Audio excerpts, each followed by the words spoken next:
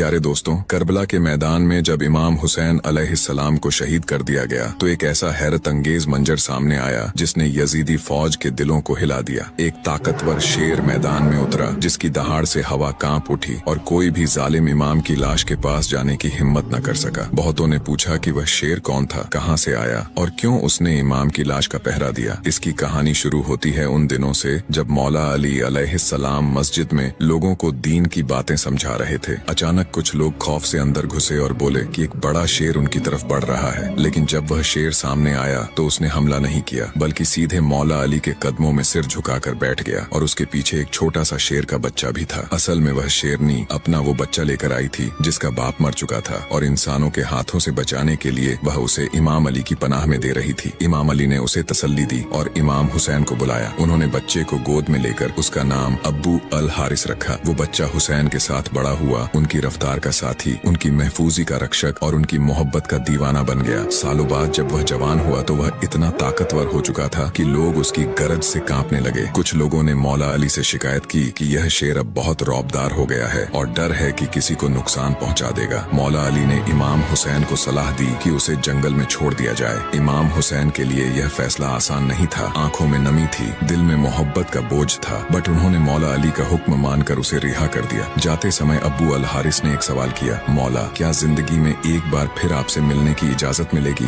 इमाम हुसैन ने आह भरकर कहा, हाँ, लेकिन एक खास दिन 10 मुहर्रम करबला के मैदान में जब एक आवाज उठेगी तुम फौरन चले आना। उस दिन के बाद वो शेर नैनवा के जंगलों में रहने लगा, मगर उसका दिल हमेशा इमाम के साथ धड़कता रहा। फिर वो वक्त आ गया जब करबला का मैदान खून से भर गया और फितना की फौज ने इमाम हुसैन की लाश को रौंदने का हुक्म दिया। बीबी फिजा को वो पुराना वादा याद आया और वह जंगल की तरफ पुकारती हुई दौड़ी, ए अब्बू अल हारिस, आज वो दिन है जिसका वादा तुम्हारे मौला ने किया था। हवा थरथरा गई, पेड़ लरज पड़े और कुछ ही देर में मिट्टी को चीरता हुआ अब्बू अल हारिस बिजली की तरह करबला की तरफ दौड़ा। जब वह पहुंचा तो मैदान जैसे थम गया। उसने इमाम की लाश के पास जाकर अपना सर झुकाया, पेशानी को उनके खून से सजा लिया और फिर ऐसी दहाड़ मारी कि यजीदी घोड़े बदक गए, सिपाही गिर पड़े और किसी की जुर्रत न हुई कि इमाम की लाश के एक कदम भी पास जा सके। कई रिवायतों में आता है कि वह शेर घंटों, कुछ के मुताबिक कई दिन उसी जगह बैठा रहा, मानो कह रहा हो कि जब तक मैं जिंदा हूँ मेरे मौला का जिस्म कोई नहीं छू सकता। और जब काफिला असीरी के लिए तैयार हुआ तो इमाम जैनुल आबिदीन अलैहिस्सलाम के हुक्म पर बीबी फजा ने उसे पुकारा, अब्बू अल हारिस, मौला का हुक्म है, लौट जाओ। शेर की आंखों में आंसू तैरने लगे। वह आखिरी बार इमाम के कदमों को छूकर आहिस्ता आहिस्ता रेगिस्तान की तरफ चला गया। दोस्तों, ये वाकया मुस्तंद तवारीख में नहीं बल्कि एक ऐसी रिवायत है जिसे मोहब्बत, वफा और इमाम हुसैन की शफकत की मिसाल बनकर पीढ़ी